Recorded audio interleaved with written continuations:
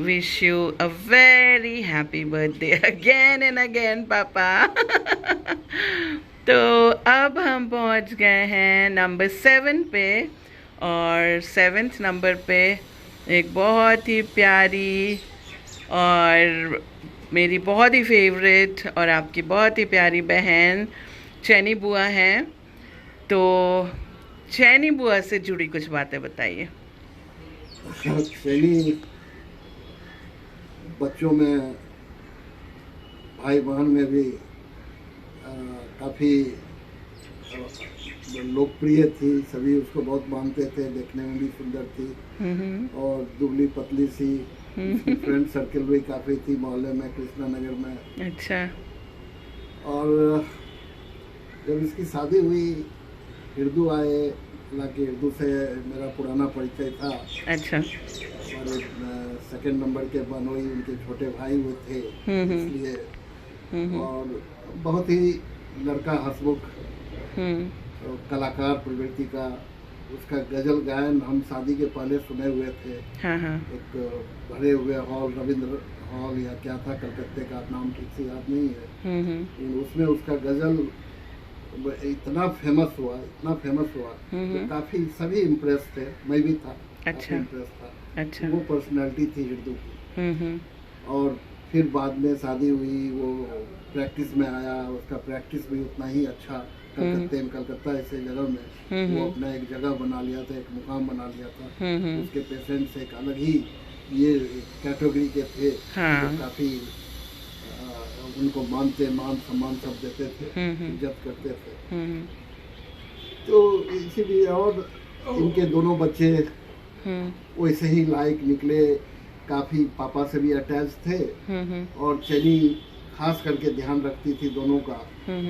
हम लोगों को एक बार जाने का मौका भी मिला उनके घर में, जब वो सॉल्ट लेक में किराए के मकान में वो लोग रहते थे। अपना मकान नहीं लिए थे उस समय में, तो उस समय भी हम लोग गए थे। उस समय देखे चैनी को कितनी मेहनत कर रही थी, बच्चों को ले जाना ट्यूशन के लिए, फिर ले आना। और घर पर जो है वो हिरदू को टाइम कम मिलता था, लेकिन जब भी मिलता था बेटा उनका बाबा तुरंत पहुंच जाता था। और पापा से कोई ना कोई, या तो पेपर का डेली का जो क्रॉस वर्ड्स होता है उसमें कुछ ना कुछ में पूछता रहता था, जो ये कैसे। और इतना जल्दी वो कोई चीज़ सॉल्व करता था, तो उस छोटे से उम्र में देख के हम लोग को भी बहुत आश्चर्य हुआ। और इन दोनों का मेहनत था, वो मेहनत रंग लाया। और दोनों बच्चे IIT खड़गपुर में दाखिला लिए, वहाँ से निकले। और बेटी तो अमेरिका चली गई, किलू। और काफ़ी बढ़िया उसका करियर रहा। लेकिन देश प्रेम ऐसा था उसको, जो अमेरिका से भी काफ़ी साल के बाद वो लौटी। और फिर दिल्ली में, फिलहाल वो गुड़गांव में पोस्टेड है, रह रही है। बेटा कुछ दिन नौकरी किया, लेकिन जुनून उसको था कुछ अपना करने का, कुछ आगे बढ़ने का। तो बाबा जो है कुछ दिन नौकरी करके निकल गया और अपने कुछ साथियों के साथ एक बहुत बड़ी कंपनी बनाया। उस समय तो बड़ी नहीं कहेंगे जब बनाया था, ब्लैक बक के नाम से। लेकिन आज के दिन में वो कंपनी करोड़ों में रन कर रहा है। बेंगलोर स्थित यह कंपनी है। और इससे युवा वर्ग के लोगों को भी शिक्षा लेने की जरूरत है। उन लोगों के लिए भी एक प्रेरणा है। जो अगर आदमी आगे बढ़ना चाहे तो जरूरी नहीं है नौकरी नौकरी नौकरी, बहुत फील्ड है जिसमें आदमी आगे बढ़ सकता है। तो ये देखे दोनों का, चैनी का और हिंदू का, बहुत ही अच्छा लगा, बहुत बढ़िया। और काफी संतोष मिला ये सब देख के हम लोग। अच्छा। यही चैनी का। चैनी बाद में तो ऐसी साइकोलॉजिस्ट बन गई, काफी नाम कमाई। अभी उसका भी काफी नाम है। बॉम्बे में तो वो काफी पॉपुलर थी, उसका क्लिनिक भी था।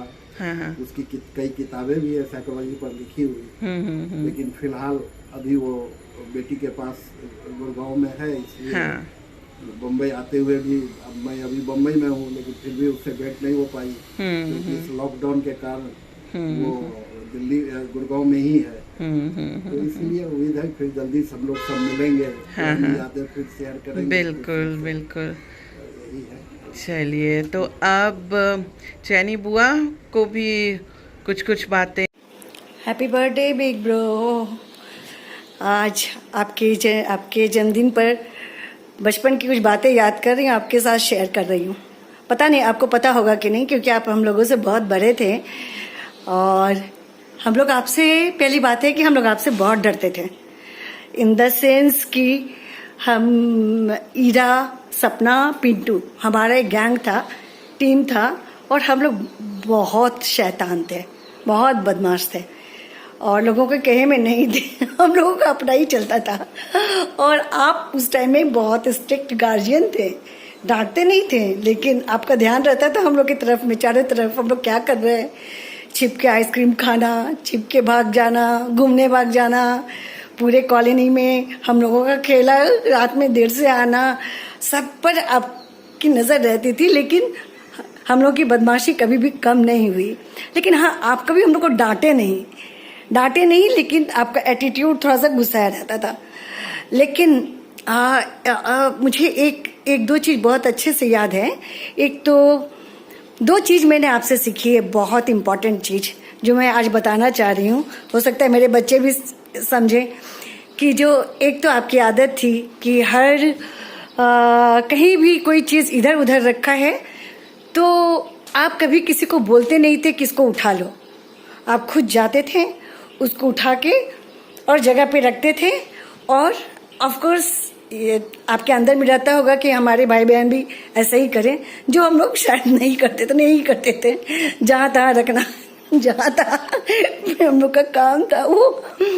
और ये चीज़ जो कि बाद में मुझे जाके ये बहुत एहसास हुआ, बहुत अच्छा लगा कि I have learn something from you, that's very important. इतनी छोटी चीज़ है, हम लोग डिपेंडेंट हो जाते हैं नौकर पे, वो उठा के रख देगा, वो इवन आप झाड़ू भी देते थे। आई स्टिल रिमेंबर कि आपका कमरा में आप अपने कमरे का झाड़ू खुद देते थे और आप अपना जूठा कभी किसी को उठाने नहीं देते थे। I admire it and big bro, I am following your foot step in that sense, in that way. ये एक चीज़। और सेकेंड चीज़ जो आपकी मुझे याद है, आप पढ़ाई के लिए, oh my god, you are so strict. आपको लगता था कि हम लोग हर समय पढ़ाई करते रहें। उसमें बहुत बार ऐसा भी होता था, हम लोग उल्टा सीधा कॉपी लेकर के बाहर में बैठे हुए हैं, किताब उल्टी रखी हुई है, बट वी वर केयरफुल कि आप हम लोग को पढ़ते देखें। तो ये पढ़ाई भी सोचिए कैसे न कैसे अनकॉन्शियसली कॉन्शियसली हमारे माथे के अंदर आ गया कि study is really very very important. तो उसके कारण आपको पता ही है, हम लोग पढ़ाई हमारे घर में नंबर 1 है। तो आपके इतने स्ट्रिक्ट नेचर के बावजूद भी, आपके इतना ज़्यादा हिटलर शाही के बावजूद भी हम लोगों ने आपसे कुछ अच्छी चीज़ें सीखी हैं और अप्लाई कर रहे हैं जीवन में, और बहुत अच्छा लग रहा है। Missing your birthday, now you are very different person. आप इतने अच्छे हैं, इतने क्यूट हैं आप इतना बातें करते हैं। बच्चे लोग बहुत आपको, स्पेशली चीलू आपको बहुत याद करती है कि मामा जी करती है, क्योंकि आप उसको बहुत हंसाते हैं और वो सबको बोलती है मेरे my mama ji is very funny. तो चलिए, सब कुछ मज़ा आया आपसे बात करके। Happy birthday, enjoy your birthday, many happy returns of the day. Bye bye big bro.